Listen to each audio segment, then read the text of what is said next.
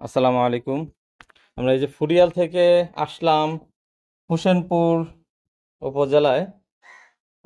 আমরা আজকে মটকার চাপাটা নিব, পুঁটি মাছের যে চাপাটা, এটা সংগ্রহ করতে আসলাম।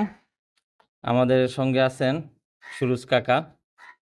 উনি হচ্ছেন দীর্ঘজীবন, উনি এই ব্যবসার সঙ্গে জড়িত এবং এটার মহাজন উনি। 35 বছর যাবৎ উনি এটা নিয়ে কাজ করেন। উনার এরকম, এই যে দেখেন, এরকম একটা ঘর, এরকম ওনার মনে হয় 4-5টা ঘর আছে এরকম মটকা চাপা ভর্তি।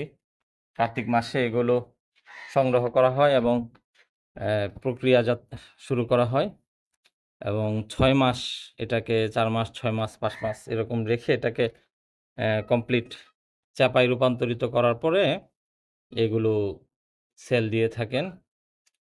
নানান জায়গা থেকে পাইকাররা এসে এগুলো কিনে নিয়ে যান।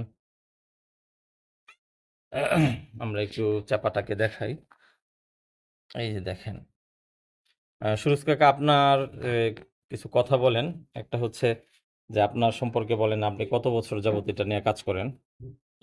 প্রায় 35 বছর যাবৎ ব্যবসার সাথে জড়িত।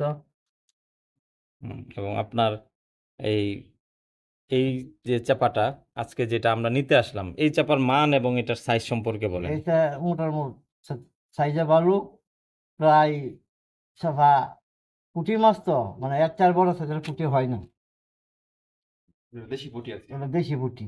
হুম হুম, এই পুঁটি মানে ভালো, মাশাআল্লাহ। সুনামগঞ্জের পুঁটি বাড়ির। এই যে পুঁটির সাইজগুলো আমরা একদম কাছ থেকে দেখাই। পুঁটিগুলো তো দেশি পুঁটি তো এত চার বড় হয় না, এত বড় এটা যারা হয় এটা বলে হেরং পুঁটি। হেরন পুঁটি, ওটা দেশি না, এটা হচ্ছে কিং সাইজ পুঁটি এটা।